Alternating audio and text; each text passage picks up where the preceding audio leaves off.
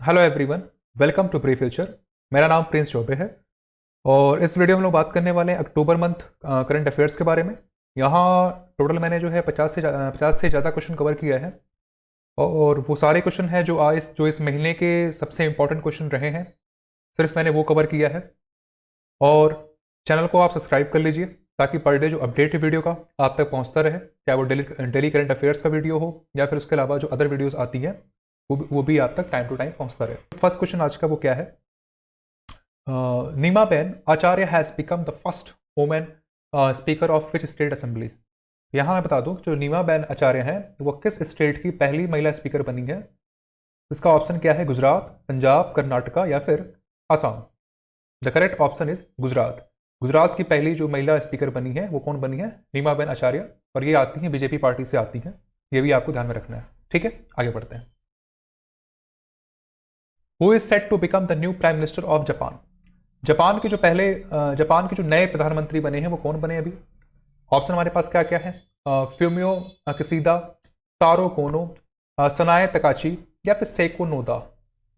जो correct option इसमें से क्या है वो है फूमियो कसीदा। कसीदा जो है वो जापान के अभी न्यू प्राइम मिनिस्टर बने हैं। इसके पहले कौन था? इसके पहले थे सुगा, थे वहाँ के जो प्राइम मिनिस्टर थे।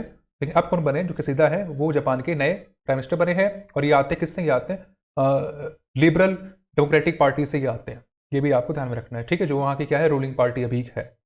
नेक्स्ट आते हैं। What is the first toll free helpline number for senior citizen in India? जो पहला हेल्पलाइन नंबर बनाया गया है सीनियर सिटीजन के लिए भारत में, वो कौन सा बना है? 14567 या फिर 12345 या फिर 15678 या फिर 34567। जो करेक्ट ऑप्शन क्या है यहाँ पे? 14567 पहला ऑप्शन क्या है करेक्ट। ये स्पेशली बनाया गया है सीनियर सिटीजन के लिए ताकि उनकी हेल्प हो सके। एक हेल्पलाइन नंबर है, चाहे उन्हें, जैसे आप यहाँ देख सकते हो कि अगर उन्हें कोई इन्फॉर्मेशन चाहिए, गाइडेंस चाहिए पेंशन के ऊपर या फिर लीगल इशूज़ के ऊपर या केसेस ऑफ अब्यूज़ के ऊपर या फिर इमोशनल सपोर्ट के लिए, वो जो हेल्पलाइन नंबर है 14567 वो उनको हेल्प करेगा। ठीक है, next. Which state has launch Nirbhaya एक पहल प्रोग्राम? निर्भया एक पहल प्रोग्राम किस स्टेट ने लॉन्च किया है? ऑप्शन क्या क्या हमारे पास है? दिल्ली, उत्तर प्रदेश, हरियाणा या फिर Punjab. The correct option is Uttar Pradesh. Uttar Pradesh ने क्या किया? इस स्कीम को लॉन्च किया है। इस स्कीम को लॉन्च जो किया गया है वो किया गया है यूपी के जो चीफ मिनिस्टर अभी हैं, कौन है? योगी आदित्यनाथ। उनके द्वारा ये जो है एक पहल प्रोग्राम को लॉन्च किया गया है मिशन शक्ति के under.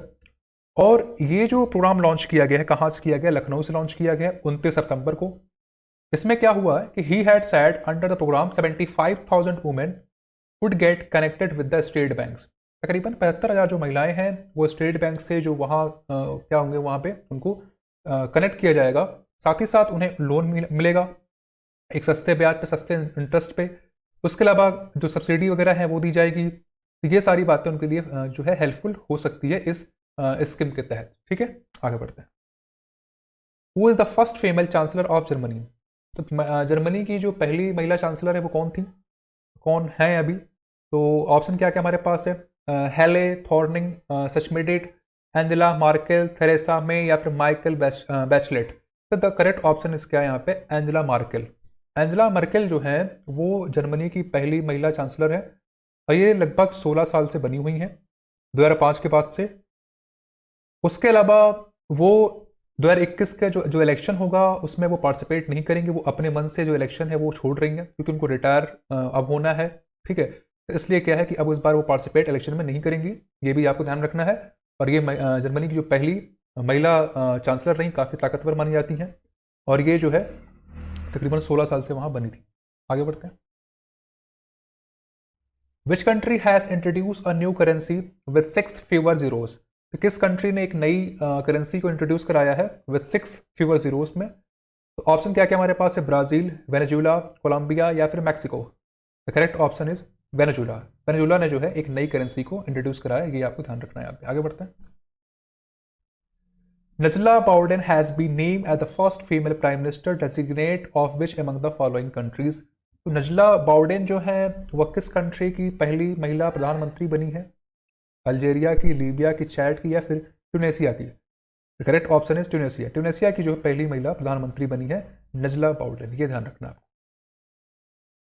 Which nation president has declared a prison emergency after 116 people were killed in a riot?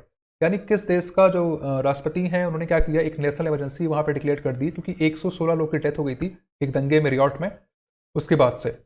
तो ऑप्शन हमारे पास क्या क्या है, पेरू, वेनेजुला, इक्वाडोर या फिर Bolivia. Correct option is Ecuador. Ecuador में ये इमरजेंसी लागू की गई है, ये आपको ध्यान रखना है, ठीक है। Which country will buy French warship in a new multi-billion euro defense deal? तो कौन सी कंट्री जो है फ्रेंच वारशिप को बाई करेगी? ऑप्शन क्या है हमारे पास है, टर्की, इटली, ग्रीस या फिर Brazil. The correct option is Greece. Greece क्या करेगा, फ्रांस से 3 नया वारशिप जो है वो बाई करेगा, क्योंकि ग्रीस का जो तनाव रहा है टर्की के साथ वहां पे, तो इसलिए क्या होता है कि वो थोड़ा सा अब जो क्या कर रहा है, एक वारशिप परचेस कर रहा है, और कहाँ से करेगा, फ्रांस के साथ जो डील है वो चल रही है। इसका जो करेक्ट ऑप्शन क्या होगा, ग्रीस होगा। नेक्स्ट आते हैं, who has become the first Indian women to score a test 100 on Australian soil? यानी कौन सी पहली ऐसी भारतीय महिला बनी है जो ऑस्ट्रेलिया की धरती पे टेस्ट में 100 रन जो उन्होंने स्कोर किया है? ऑप्शन क्या है हमारे पास, स्मृति मंदाना, हरमनप्रीत कौर, मिथाली राज या फिर सफाली वर्मा।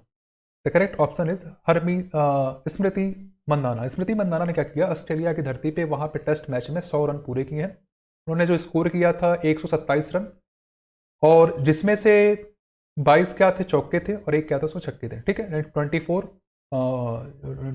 क्या था, 4 रन वहां गए थे, और एक क्या था वहां पे 6 उन्होंने मारा था, ठीक है। तो ये ध्यान रखना, टोटल जो है 127 रन उन्होंने स्कोर किया था, ठीक। नेक्स्ट आते हैं, who has become the first F1 race formula 1 driver to win 100 races?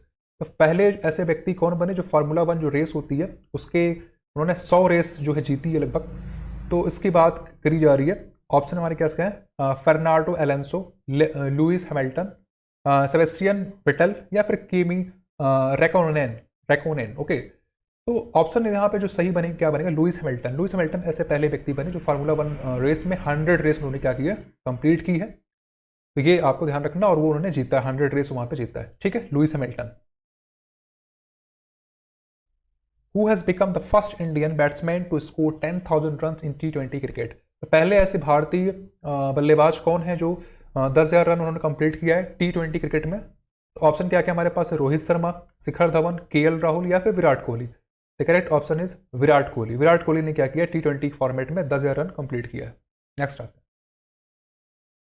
Who has won the Nobel prize for literature 2021? Nobel जो प्राइज दिया गया लिटरेचर में 2021 में, किसे दिया गया है?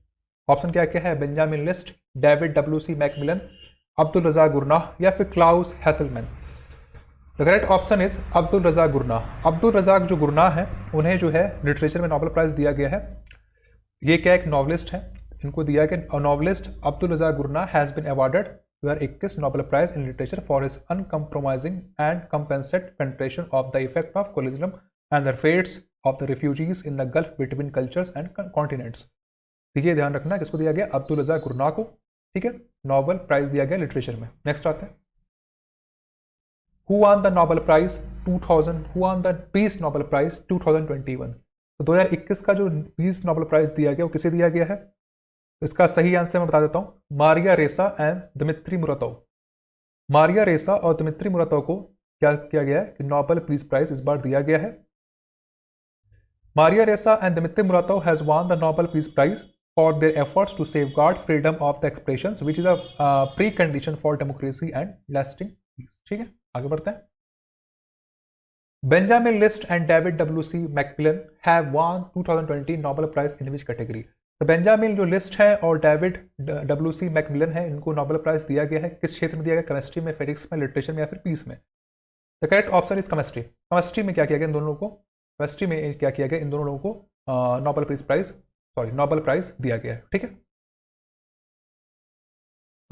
Nobel peace prize in chemistry has been jointly awarded to the Benjamin List and David WC MacMillan. Benjamin List from, अच्छा ये दिया गया है, और जो बेंजामिन जो लिस्ट है वो कहां से आते हैं, वो आते हैं जर्मनी से, एंड स्कॉटिश बॉर्न, और जो डेविड है वो कहां से आते हैं, स्कॉटलैंड से आते हैं।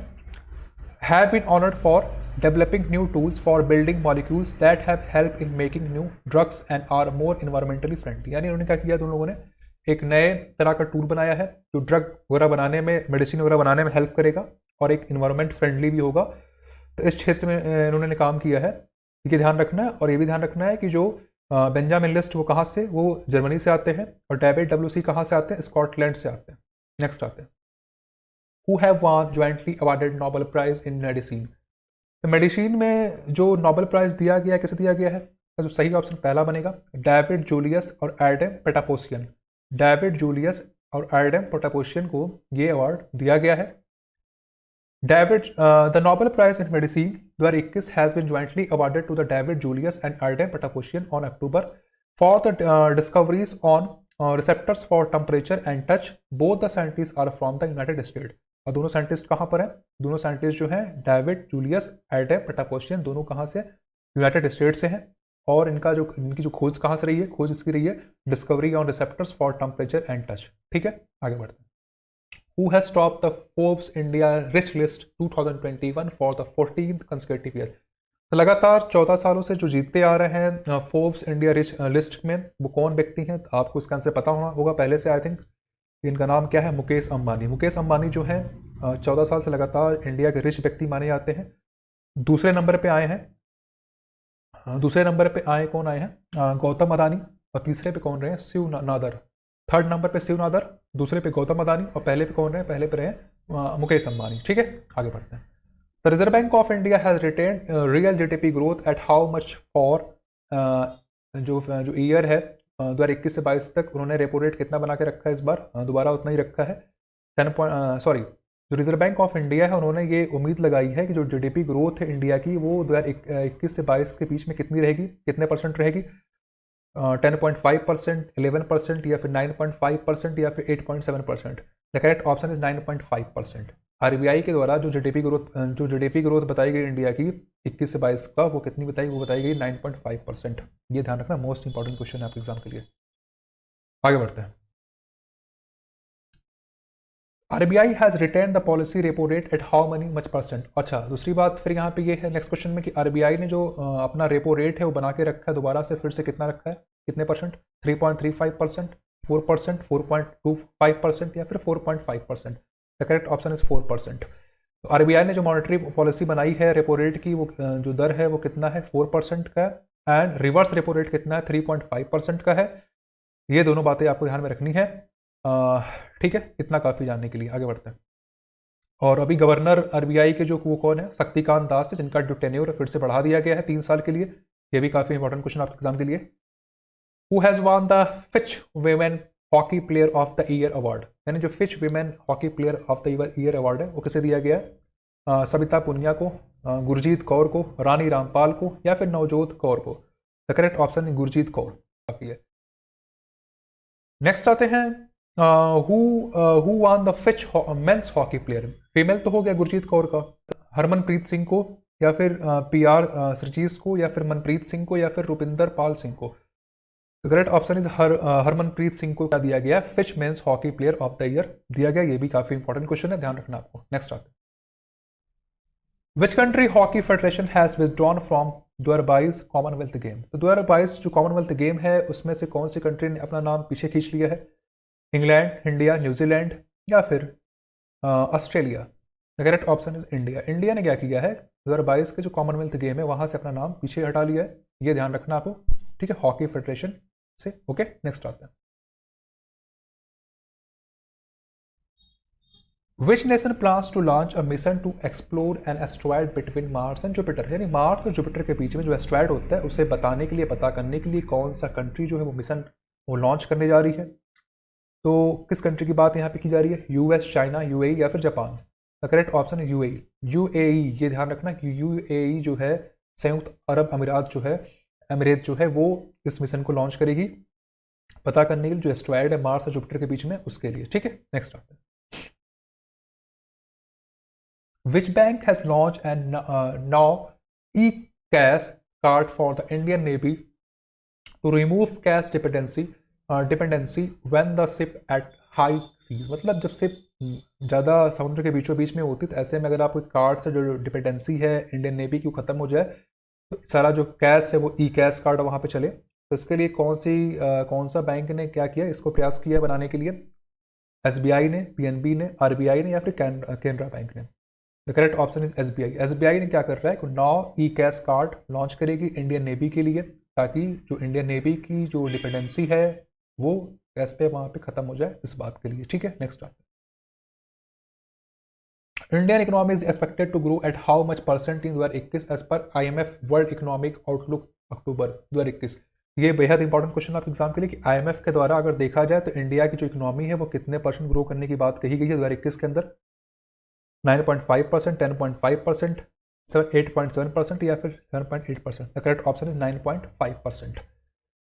अभी आपने देखा कि इसका जो सही आंसर क्या है, 9.5%। और यही जो है आरबीआई ने भी बता रखा है कि इंडिया की जो 21 से 22 जो जीडीपी ग्रोथ दर रही कितनी रहेगी, 9.5%। और जो आईएमएफ है, इंटरनेशनल मॉनेटरी फंड, उसने भी यही बात कही है कि इंडिया की जो ग्रोथ रेट है वो 21 अगर देखा जाए तो उसमें कितना रहेगा, 9.5% रहेगा। ये ध्यान रखना आपको। Who has been awarded 22nd Lal Bahadur Shastri award national for excellence? Lal Bahadur Shastri award जो है वो 22वां किसे दिया गया है? डॉक्टर इंदिरा रेड्डी को, डॉक्टर रणदीप गुलेरिया को, डॉक्टर नरेश तिरहान को, या फिर डॉक्टर अरविंद कुमार को? The correct option is doctor Randeep Guleria. Doctor Randeep Guleria को जो है ये अवार्ड दिया गया है। AIIMS Delhi director doctor Randeep Guleria was honoured with the 22nd Lal Bahadur Shastri national award for excellence of his Pioneer and sustained contribution in the field of medicine and pandemic awareness. तो medicine में और पेंडेमिक अवेयरनेस में जो उन्होंने एक बड़ा रोल प्ले किया है, उसके लिए क्या किया, लाल बहादुर शास्त्री अवार्ड 22वां लाल बहादुर शास्त्री अवार्ड किसे दिया गया है? डॉक्टर रणदीप गुलेरिया को। ठीक है, नेक्स्ट आते हैं। When is international day of girl child observed? International day of girl child observed ये कब किया जाता है? 11 अक्टूबर को, 10 अक्टूबर को, अक्टूबर 9 को, या फिर अक्टूबर 8 को? द करेक्ट ऑप्शन इज 11 अक्टूबर को। 11 अक्टूबर को जो है ये जो international day of the girl child है उसे ऑब्जर्व किया जाता है, ये आपको ध्यान रखना है। ओके, उसके बाद जो नेक्स्ट क्वेश्चन हमारे पास क्या है, who was the first women to be awarded the Riksbank prize in economic sciences? जो रिक्सबैंड जो प्राइज है इकोनॉमिक साइंसेज में वो इस बार किसे दिया गया है? एलिनोर ऑस्ट्रम को, जीन टैरोल को, या एंगस डेटॉन को, या फिर एस्थर डफलो को? The correct option is Elinor Ostrom. Elinor Ostrom को जो क्या दिया गया, इस बार दिया गया है रिक्सबैंड प्राइज इन इकोनॉमिक साइंसेज। ये आपको ध्यान रखना है यहाँ पे। ठीक है, आगे बढ़ते हैं। Alexander Schallenberg has been sworn in as the new chancellor of which nation? तो अलेक्जेंडर स्केलनबर्ग हैं, वो किस कंट्री के नए जो चांसलर हैं बने हैं, ये बताना हमको यहाँ पे। ऑप्शन क्या क्या हमारे पास है? जर्मनी, डेनमार्क, ऑस्ट्रिया, या फिर Ireland? The correct option is Austria. Austria के जो है नए चांसलर कौन बने हैं? अलेक्जेंडर स्केलनबर्ग बने हैं। ठीक है। The center has cut short the border security force the reduction by 30 kilometre in which among the following state? तो सेंटर ने क्या किया है कि जो बॉर्डर की जो रेंज थी वो किस स्टेट में 30 किलोमीटर कम कर दी है बीएसएफ के लिए, ये बताना है आपको। गुजरात में, आसाम में, राजस्थान में, या फिर वेस्ट बंगाल में? मैं यहाँ बता दूँ आपको कि गुजरात में जो बॉर्डर सिक्योरिटी फोर्स है बीएसएफ, पहले वो बॉर्डर एरिया से जो रूल करती थी कितना, 80 किलोमीटर तक गुजरात के अंदर। अब जो है कितना कर पाएगी, 30 किलोमीटर वहाँ पे कम कर दिया गया है। अब जो कर पाएगा सिर्फ 50 किलोमीटर जो है बीएसएफ के अंडर में रहेगा वहाँ एरिया। बाकी जो 30 किलोमीटर जो एरिया थी वो क्या कर दी, कम कर दी गई है in the case of the Gujarat. But अगर वहीं बात किया जाए वहीं पे पंजाब की, वेस्ट बंगाल की, असम की, तो वहाँ पे जो बीएसएफ का जो रेंज है वो बढ़ा दिया गया है। 15 किलोमीटर से कहाँ कर दिया, 50 कर दिया गया है। तो गुजरात में 30 कम किया गया है, बाकी पंजाब, वेस्ट बंगाल और असम में जो रेंज है बीएसएफ का वो बढ़ा दिया गया। यानी वो पहले 15 था, अब कितना कर दिया गया है, 50 पे, ताकि जो एक यूनिफॉर्म बॉर्डर लाइन एरिया है वो बीएसएफ के अंडर में आए बाकी जगहों पे। इसलिए ऐसा किया गया है सेंट्रल गवर्नमेंट के द्वारा। ठीक है, ये ध्यान रखना आपको। आगे बढ़ते हैं। What is India's rank in the Henley passport index 2021? तो हेनली पासपोर्ट जो इंडेक्स है 2021 में, उसमें इंडिया की रैंक क्या रही, हमें ये बताना है यहाँ पे। तो क्या क्या दे रखा है, 100, 90, 80 या फिर 95? The correct option is 90। 90 रही है, जो कि पिछली बार से जो रैंक है इंडिया की वो नीचे गिरी है, वो नीचे गिरी है। India which was at the 84th position in 2020 fell down to 90th rank in the Henley passport index 2021। यानी 2020 के अंदर इंडिया की जो रैंक थी हेनली पासपोर्ट इंडेक्स में कितनी थी, वो 84th पे थी, बट इस बार कितनी है, इस बार है 90 है। What was India's rank on the renewable energy index में इंडिया की रैंक क्या रही है, ये बताना है। 10th पे, 7th पे, 5th पे या फिर 3rd पे। The correct option is third. Third India की रैंक रही है इसमें, ठीक है।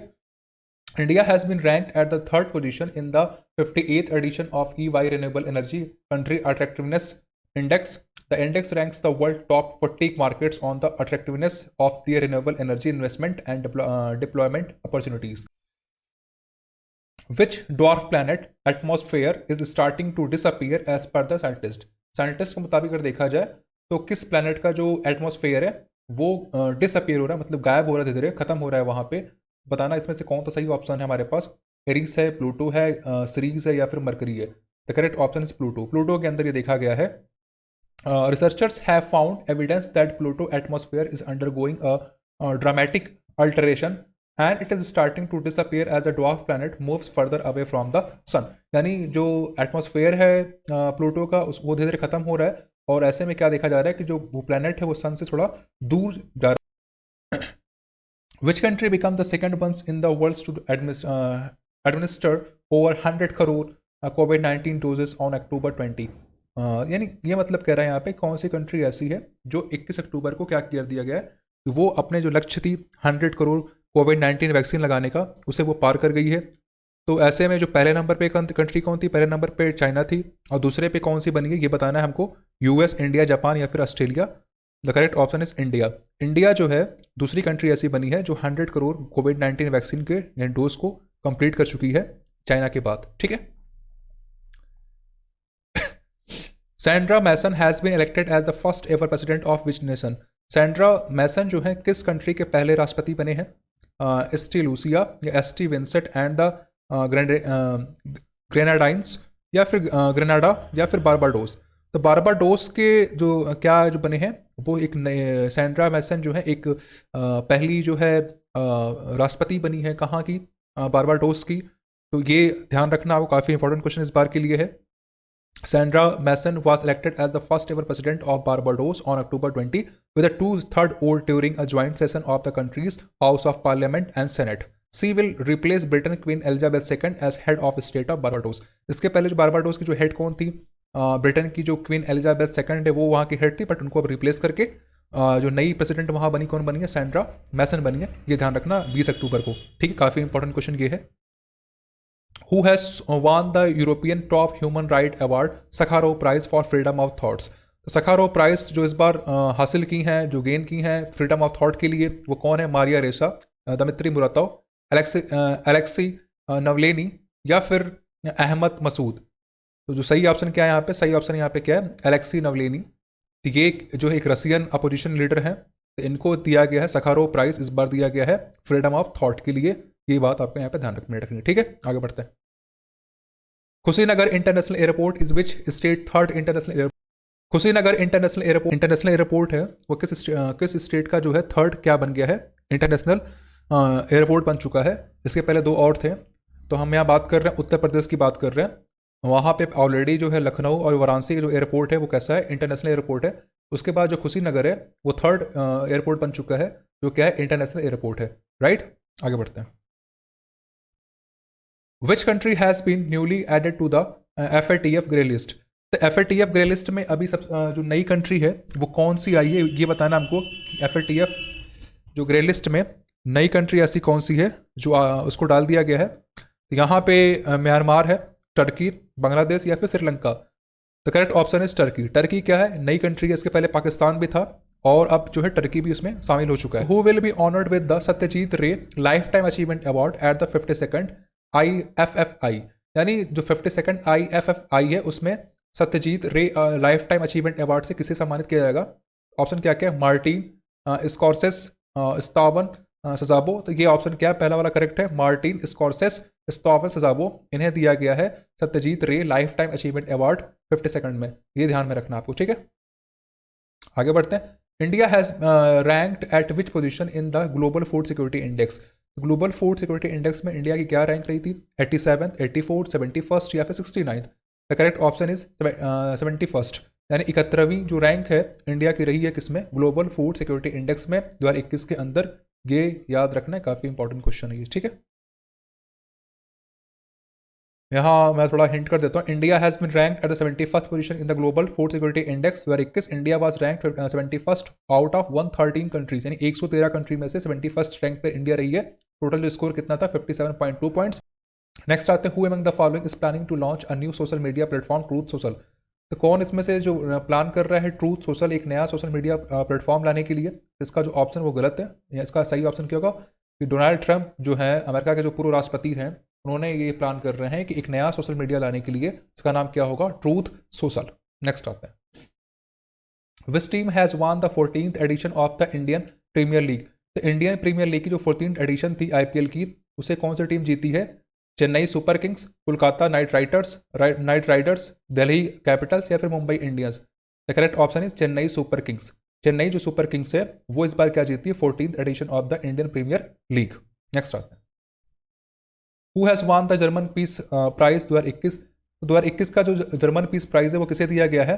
ग्रेटा थनबर्ग को, नादिया मुराद को, तरन मिन नाहत को, या सित्सी देंगारेम्बा को? द करेक्ट ऑप्शन इज सित्सी देंगारेम्बा को इस बार क्या दिया गया? जर्मन पीस प्राइज 2021 का दिया गया है, ठीक है। जो करंट अफेयर को डेली फॉलो करते हैं यहाँ पे चैनल पर, उन्हें इसका आंसर अच्छे से पता होगा पहले से, ठीक है। आगे बढ़ते हैं, who has been honoured with the 51st Dada Saheb Phalke award? तो 51वां जो दादा साहेब फाल्के अवार्ड इस बार किसे दिया गया है? कमल हसन को, रजनीकांत को, मोहनलाल को या फिर ममूटी को? The correct option is Rajinikanth. थोड़ा सा 67th नेशनल फिल्म अवार्ड था इस बार, और जो 51वां उसमें जो दादा साहेब फाल्के अवार्ड है वो दिया गया रजनीकांत को। और ये कहाँ दिया गया? विज्ञान भवन दिल्ली के अंदर। किसके द्वारा? वेंकैया नायडू, जो क्या है वाइस प्रेसिडेंट है इंडिया के, उनके द्वारा ये अवार्ड दिया गया है रजनीकांत को, ठीक है। आगे बढ़ते हैं, what is Facebook new name? Facebook का नया नाम क्या है? अल्फा, बीटा, मेटा या delta? The correct option is Meta. Meta क्या है? फेसबुक का नया नाम है इस बार, ठीक है। ये एक पेरेंट कंपनी होगी, जैसे इसके पहले गूगल का क्या था? गूगल का नाम जो पेरेंट कंपनी क्या रखा उन्होंने रखा था अल्फाबेट। वैसे फेसबुक का क्या होगा? फेसबुक का होगा मेटावर्स जो है वो फेसबुक का नया नाम होगा, फेसबुक के पेरेंटल कंपनी का, ठीक है, ये याद रखना। Who has been reappointed as the RBI governor? तो दोबारा से आरबीआई गवर्नर किसे चुन लिया गया है? जो पहले थे वो दोबारा हो चुके हैं। कौन थे इसके पहले? शक्तिकांत दास जो है दोबारा से आरबीआई गवर्नर बन चुके हैं, और ये 3 साल की जो इनका जो टेन्योर है वो दोबारा बढ़ा दिया गया है, ठीक है। Indian origin Anita Anand has become the new defence minister of which state? तो अनीता जो आनंद है वो किस देश की डिफेंस मिनिस्टर बनी है? वो बनी है कहाँ की? कनाडा की। और इसके पहले भी जो डिफेंस मिनिस्टर थे कनाडा को, कौन थे? वो भी इंडियन ही थे, एक बेस पे हैं। इसके पहले कौन थे? हरजीत सज्जन थे, जो कनाडा के डिफेंस मिनिस्टर थे, ठीक है। When was the Mulla Periyar dam was built? तो मुल्ला पेरियार डैम को कब बनाया गया था? 1986 में, 1895 में, 1900 में, 1921 में? द करेक्ट ऑप्शन इज 1895 में। 1895 में मुल्ला पेरियार डैम को बनाया गया था, ये ध्यान में रखना आपको। और खास बात इसकी ये है कि ये कहाँ पड़ता है? ये पड़ता है केरला इडुक्की डिस्ट्रिक्ट में, और इसे मैनेज कौन करता है? मैनेज करता है तमिलनाडु की जो गवर्नमेंट है वो इसे मैनेज करती है, ठीक है। आगे बढ़ते हैं, what is the name of the India's first indigenous aircraft carrier? तो इंडिया का जो पहला इंडिजीनियस एयरक्राफ्ट कैरियर, उसका नाम क्या है? उसका नाम है आईएनएस विक्रांत। नेक्स्ट आता है, which nation is the only one to have won the ICC men's T20 world cup more than once? यानी कौन सी कंट्री ऐसी जो आईसीसी T20 वर्ल्ड कप को एक से ज़्यादा बार जीत चुकी है? इंडिया, इंग्लैंड, पाकिस्तान या फिर West Indies? The correct option is West Indies. West Indies ने क्या किया है कि T20 जो मेंस वर्ल्ड कप है उसमें एक से ज़्यादा बार जीत चुकी है, 2012 में और 2016 के अंदर। जबकि बाकी जो कंट्री यहाँ पे है, इंग्लैंड, पाकिस्तान, इंडिया, ये सब एक एक बार जीत चुकी हैं। African union has suspended which nation after a military Koo dissolve it's ruling council? तो अफ्रीकन यूनियन ने क्या किया है? अफ्रीकन जो यूनियन है उन्होंने क्या किया है कि किस कंट्री को सस्पेंड कर दिया गया जब वहाँ पे क्या हुआ है, एक मिलिट्री कू आ चुका था, मतलब वहाँ पे तख्ता पलट हो चुका था। तो ऐसे में किस कंट्री को सस्पेंड कर दिया गया? सूडान को, तंजानिया को, नाइजर को या फिर नाइजीरिया को? द करेक्ट ऑप्शन है सूडान। सूडान को क्या किया है? अफ्रीकन यूनियन ने उसे सस्पेंड कर दिया है अपने ग्रुप से, क्योंकि वहाँ पे जो मिलिट्री कू थी वो आ चुकी थी, ठीक है। Which are the 2 new IPL teams? 2 नई आईपीएल टीम्स कौन सी बनी इस बार? इस बार जो 2 नई आईपीएल टीम्स बनी हैं वो कौन सी हैं? अहमदाबाद और लखनऊ। अहमदाबाद और लखनऊ जो है इस बार 2 नई आईपीएल टीम्स बनी है। नेक्स्ट सेशन से नेक्स्ट ईयर से ये आपको खेलते हुए दिखाई दे सकती है। इसे खरीदा कौन है? लखनऊ खरीदा आरपीएसजी ग्रुप ने, और अहमदाबाद खरीदा है सीबीसी कैपिटल पार्टनर ने खरीदा है इसको। तो ये ध्यान में रखना है। लखनऊ जो टीम है उसका जो बिड था कितना था? 7,090 करोड़ के आसपास था, और जबकि जो अहमदाबाद कितना था उसका 5,625 करोड़ के आसपास था वहाँ पे। ठीक है, तो आई थिंक यहाँ मैंने टोटल 54 क्वेश्चन कवर कर लिया है। अगर वीडियो पसंद आए तो प्लीज़ लाइक करें, सब्सक्राइब और शेयर करें। Thank you so much.